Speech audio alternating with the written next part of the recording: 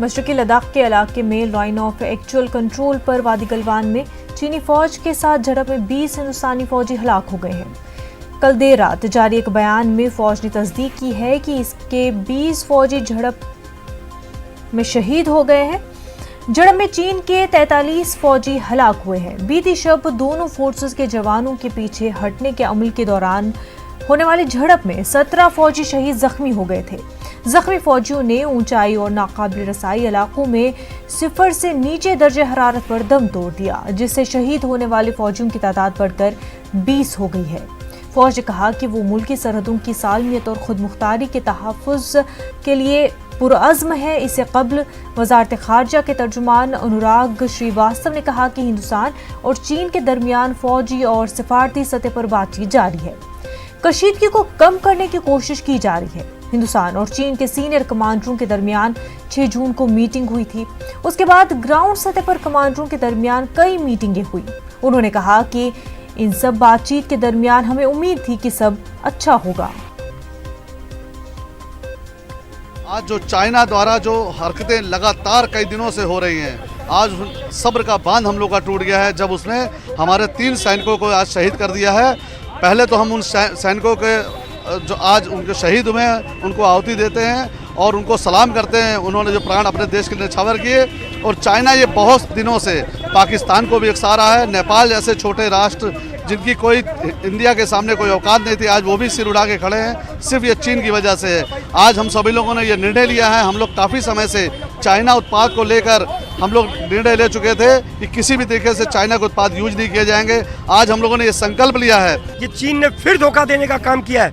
हमारे हिंदुस्तान के लोगों से अपील है कि सेना एक तरफ हमारी लड़ाई लड़ रही है बॉर्डर पे, लेकिन हमें हिंदुस्तान के लोगों को आर्थिक युद्ध चाइना के खिलाफ लड़ना चाहिए। चाइना के सामान का बहिष्कार करें और चाइना के उत्पाद जो 70% देश में छाए हुए हैं उनको अगर हम बहिष्कार कर देंगे तो हिंदुस्तान की 130 करोड़ जनता जिसको लड़ने का समय आ गया है चाइना के खिलाफ, उसकी अपनी लड़ाई होगी चाइना के खिलाफ। The whole question of crossing each other's line of actual control is utterly irrelevant. As I mentioned, there is no common understanding of the LAC. So soldiers of both countries tasked to defend their border area will inevitably clash with the other side's forces. This has happened at a higher level this year. Every year that goes on from now, in the future, there will be more and more intense clashes and more people will die. Till such time that China gives up its illegal claims over Indian territory, agrees to have a high-level dialogue and discussion at the highest level if required, and resolves this border, such difficulties will continue, and we should be prepared for such things. मुझे लगता है कि ये वार्ता का बहाना करते करते चीन की इच्छा थोड़ा और अंदर आने की थी। जहाँ ये कल इंसिडेंट हुआ है, रात को हुआ है। रात को कौन सी वार्ता होती है? कहाँ पर बात करते हैं? रात को 1:30 बजे कोई बात करता है क्या? रात को बात करने का तरीका ही दूसरा होता है। और मुझे लगता है, हो सकता है मैं गलत हूँ, कि चीन की ये कोशिश चल रही थी कि रात के अंधेरे का फ़ायदा लेके वो और भी भारतीय भूमि में आ जाए। और इस बात की जानकारी या इस बात की भनक जब भारतीय सेना को लगी, उनने उनका वहाँ मुकाबला किया और इसलिए झगड़ा हुआ है। ये पूर्ण नियोजित नहीं था, मुझे नहीं लगता है, पर ये चीन की मक्कारी को बंद रखने के लिए भारतीय सेना ने कदम हुआ और उसमें हमारे कमांडिंग ऑफिसर साहब का बलिदान हुआ, हमारे एक जेसीओ साहब का हुआ, एक आदमी का हुआ। चीन के भी 5 सैनिक मारे गए। ये चीन का मीडिया खुद बोल रहा है। अभी तो चीन की सेना ऑफिशियली ना बोले, लेकिन मीडिया बोल रहा है उनका। और 11 उनके जवान हैं या उनके सोल्जर हैं, वो शायद डूब गए हैं पानी में या उनको जख्मी हो गए हैं। अब बाद में पता लगेगा कितने ठीक होते हैं।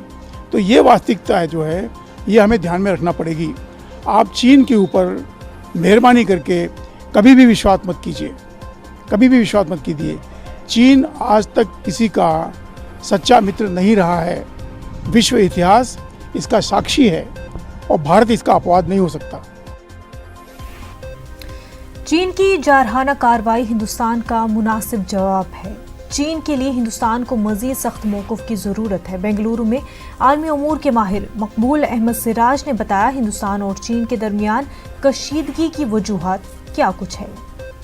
जो पोजीशन है वो मशरक़ी लद्दाख में है, जहाँ पर पैनगोंग नाम की एक लेक है और भी हॉट स्प्रिंग्स नाम की का एक मुकाम है, और एक और भी कोई मुकाम है जहाँ पर चीन की फ़ौजों ने थोड़ी सी बढ़त ली है, थोड़ी फॉरवर्ड मूवमेंट में आई हैं और अपने बड़े ही मुज़य्यन और जदीद इस्लाहात जो हैं वहाँ पर उसने फ़िक्स किए हैं, जिसकी वजह से हिंदुस्तान को तशवीश लाहक हुई है।